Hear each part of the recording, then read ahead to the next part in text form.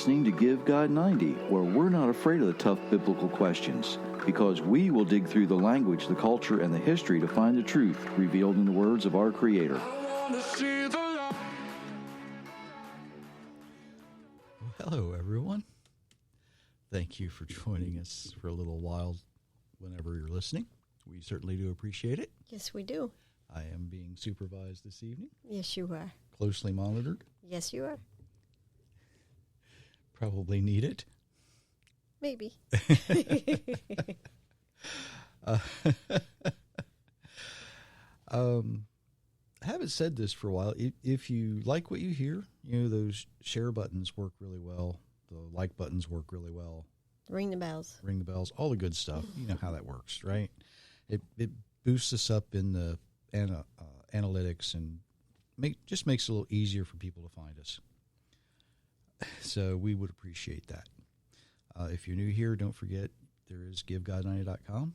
More on that later. The books are still available. And other than that, that's all the advertising I need to do tonight. A lot of people are still concerned with what's going on in Israel. Propaganda. Propaganda is a good way to describe what's going on in the Middle East right now, because it is coming from both sides, hot and heavy. There is all the things that you could ever expect from a conflict, and it's happening from both sides. There's things that you're going to see on social media, and there's things you're going to see in the news. Some of it's true, some of it's not. It's just that simple. It is just propaganda. They're getting really good at it. Tonight, I'm going to jump right in here. I want to sort of continue with something I've been talking about the last couple of episodes. If you haven't listened to those, you might want to go back and check those out. When we step back and we look at the big picture, we see that the conflict in the world is not just between people, it's not just between nations, it's actually between good and evil. And a couple of people have asked, well, how did things get so bad so quick? And I've seen a lot of people referencing, well, it's the days of Noah, as in the days of Noah, as they say. Maybe. I don't think it's that bad yet. I think it's got it's got a way to go. It won't be a long way to go, but it's got a way to go. And before I get to the answer of how things got so bad so quick, I'm going to let Myra read something very familiar. We read this a lot, and we look at it from different points of view, and we're going to do it again tonight because it's very pertinent to what is happening in our world today. Go ahead. Later, Jesus was sitting on the Mount of Olives. His followers came to be alone with him. They said, "Tell us when these things will happen, and what will happen to show us that it is time for you to come again and for the world to end?" Jesus answered, "Be careful that no one fools you. Many people will come in my name. They will say, 'I am the Christ,' and they will fool many people. You will hear about wars and stories of wars that are coming. But don't be afraid. These things must happen before the end comes. Nations will fight against other nations. Kingdoms will fight against other kingdoms. There will be times when there is no food for people to eat, and there will be earthquakes in different places. These things are like the first pains when something new is about to be born. Then men will arrest you and hand you over to be hurt and kill you. They will hate you because you believe in me. At that time, many who believe will lose their faith. They will turn against each other and hate each other. Many false prophets will come and cause many people to believe false things. There will be more and more evil in the world. So most people will stop showing their love for each other.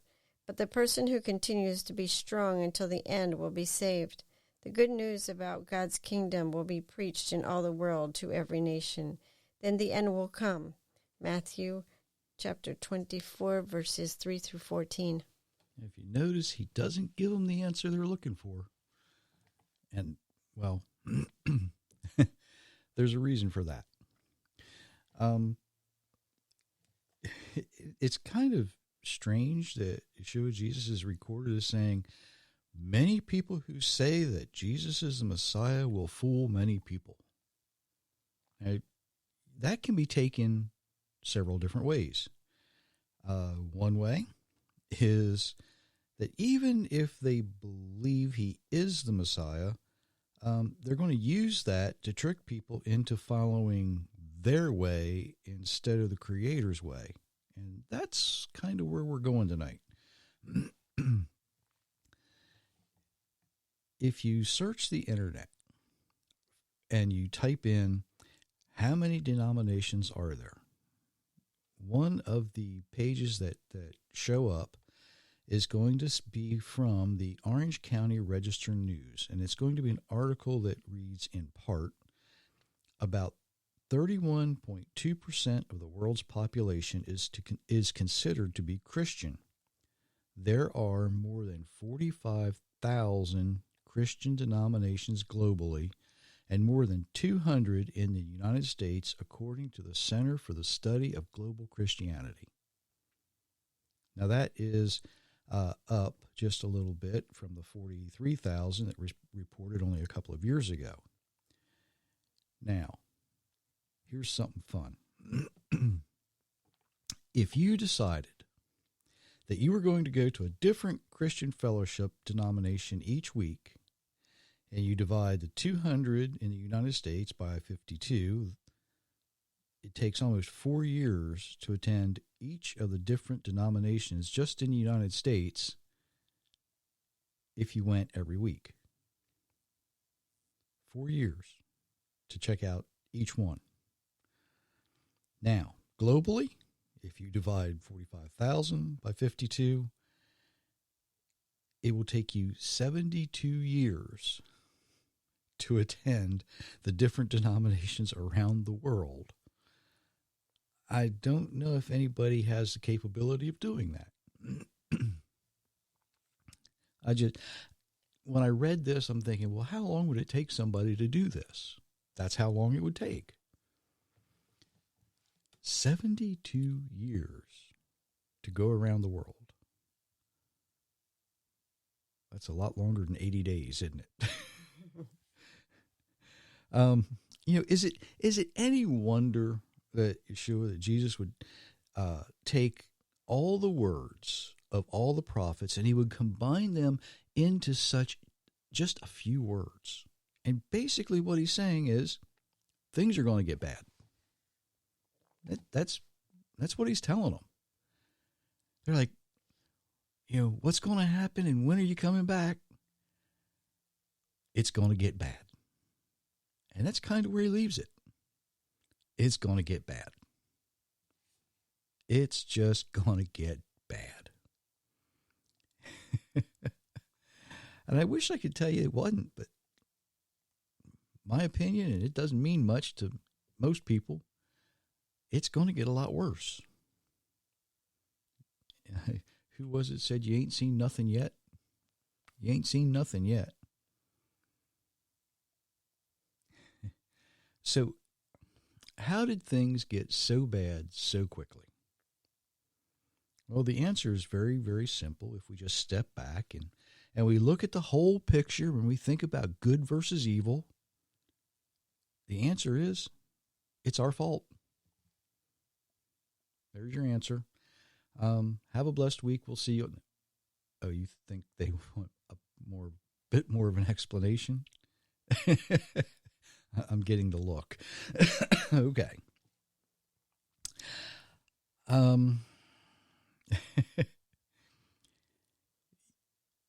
What we talked about for the last couple of episodes is unity is actually from the Creator. Now, sometimes he will use division among people to bring his children closer together. That kind of sounds backwards, doesn't it? But think about this.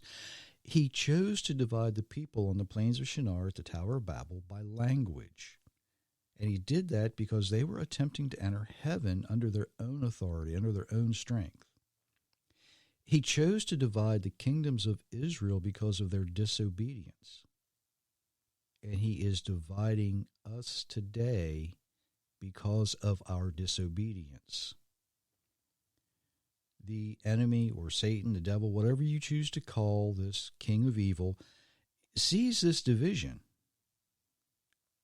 and he feels empowered. You know, he's not hiding in the shadows anymore. He's not hiding behind the door anymore. He's not hiding behind the curtain anymore. It's all out in the open. It's all out there. Evil is boldly stepping into the light. And yes, it's walking into the pulpits of churches and synagogues, and it's fooling many people. Evil is striding into the places of political authority in every nation, all around the world. It doesn't matter where you live. And it's doing everything it can to influence political leaders to abandon their morals and their laws that have governed societies for centuries. So yeah, we can say that many have already been fooled. They've chosen to believe the false prophets. And they've done this to the extent that practically no one has any love left for themselves, let alone for anyone else, their families, their friends. Evil sees this and it gets even bolder. We see war, we see rumors of war, to make it sound biblical, right? We see death, we see destruction, we see immorality, even in places of worship. So evil becomes bolder and bolder. And the reason that evil is so bold today is because we as believers, Christian, Jew, Messianic, it doesn't matter, you name it, we have failed to hold each other accountable to the sacred word of our Creator. You know that some denominations teach, well, the Old Testament's just no longer relevant. Heard that from our own family. Some teach that, well, Jesus died for our sins and sin is no longer to be judged. Some teach that, well, because Jesus was sinless, he reversed Adam's sin, so now sin is no longer relevant. Yeah, that I got another strange look. It kind of struck me when I read that too. In other words, we could say that the false prophets, the false teachers who say that Jesus is the Messiah, have fooled people into believing that no matter what they do, they can still go to heaven because, well, Jesus is the answer. Doesn't matter what the question is. They've replaced obedience with faith, claiming that because Abraham had faith, Isaac was spared. The fact is that Abraham had enough faith to sacrifice Isaac. Isaac was spared because of Abraham's obedience with the faith that Abraham had in his Creator. And there's a significant difference in that. Faith alone did not save Isaac. I could say, I have faith that no matter what happens, I know that if I live to see tomorrow, I'm going to eat something. Might not be what I want, but I'm going to eat something. I happen to know there's a piece of chocolate cake upstairs. It'll be something I want. But it all depends on tomorrow, right? It all depends. Abraham had the faith to go so far as to raise a knife over his son. He was willing to be so obedient, he trusted the Creator to find a way to keep the promise that was made to him. He wasn't sure how he was going to do it. He had no clue. but he had the obedience through his faith to trust. He had the obedience to be faithful. He knew what it was to be so willing to give up something that he cared so much for because he had faith enough to be obedient. And that's what's missing among believers today, that kind of faith. We're divided because of our disobedience, because we simply do not have enough faith to be obedient. Someone sent me an article, and it basically revolved around, is faith a gift from God? Faith is not a gift from God. Well, I just heard people gasp. You could hear it. Faith is a chosen response to a promise. Our faith in our Creator is the way we choose to respond to His promise. Now, if a complete stranger comes up to you and says, I'm going to give you $1 million, you can either believe it or not. We are trained today to think, well, if they don't hand it to me right away, I'm never going to see it. It might take them a day.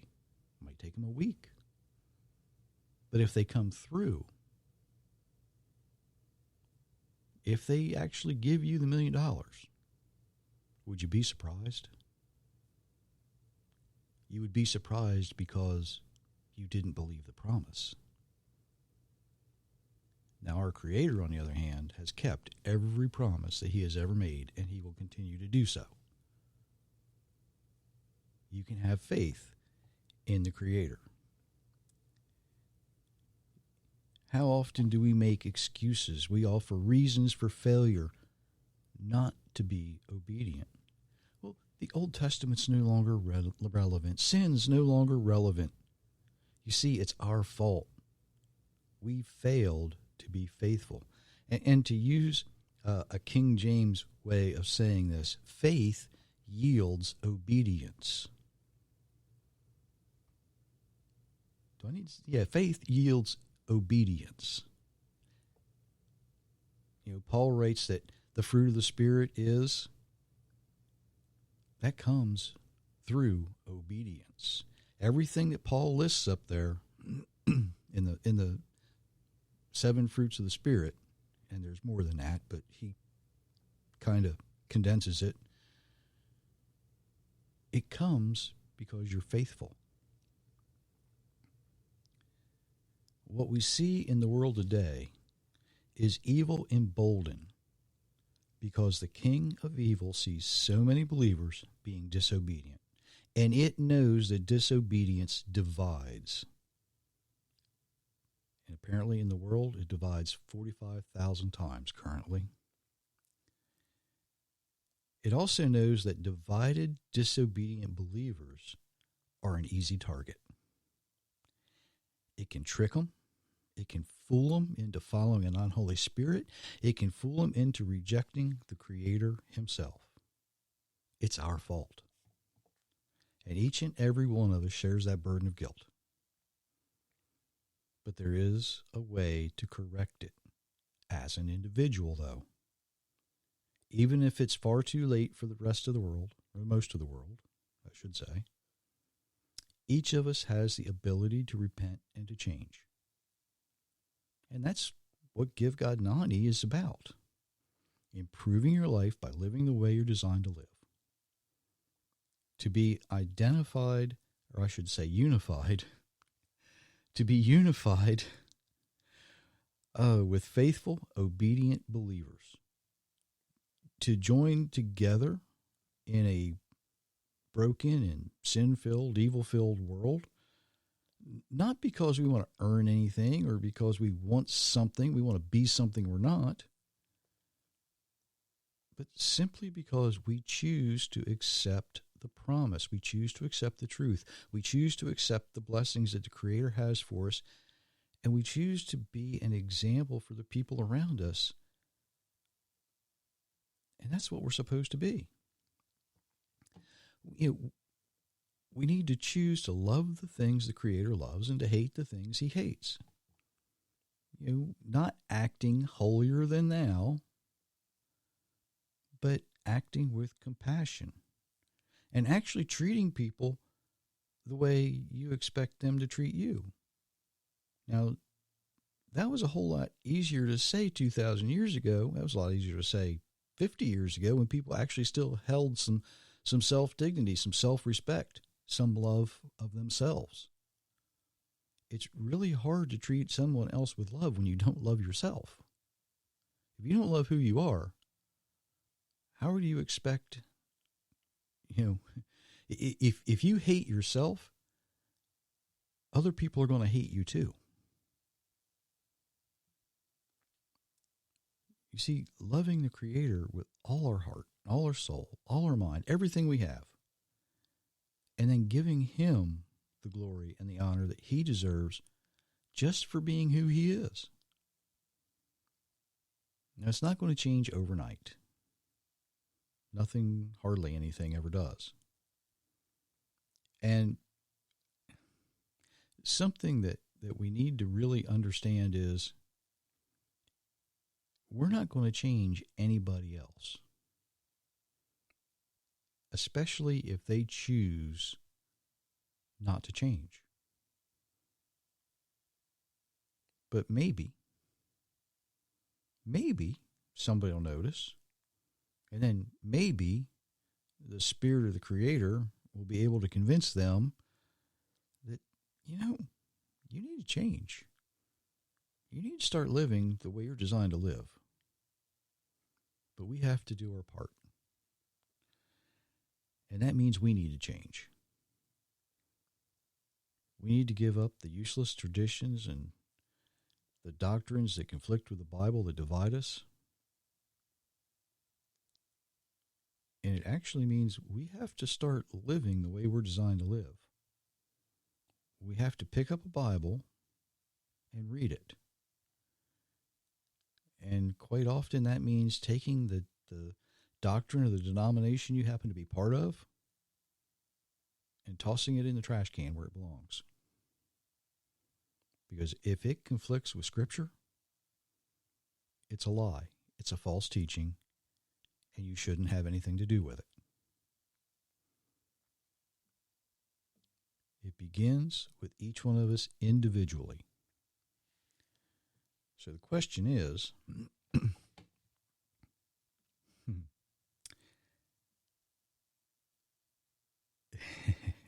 yeah, the question. Oh, you're not going to like the question. If part of what's happening in the world is our fault, that means part of what's happening in the world is your fault too. What are you willing to change to make it just a little easier, a little better? What are you willing to change? What are you willing to do? Are you willing to do anything? Or are you going to be, the Bible says, stiff-necked? It's just another word for arrogant, self-centered, selfish, proud. Are you willing to change for your Creator? Are you willing to give up the things that separate you from Him? Or are you willing to say, maybe I need to change. Maybe there's something I'm doing I shouldn't be doing. Maybe there's a way I'm thinking I shouldn't be thinking.